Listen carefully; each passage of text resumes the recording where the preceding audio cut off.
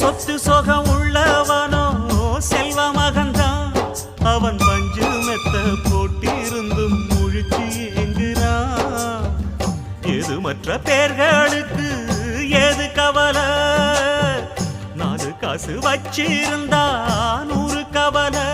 இங்கு ஆசை வச்ச நெஞ்சுக்கெல்லாம் அமைதி இல்லையே. என்ன வேலை அது என்ன வேலை? மன நிம்மதிதான் இங்கு என்ன வேலை? எந்த கடை அது எந்த கடை? அத விக்கிறது இங்கு எந்த கடை? பணங்காசுதான் அள்ளி வீசினா அடடாதுதான் கடையில் கிடைக்காதே. என்ன வேலை அது என்ன?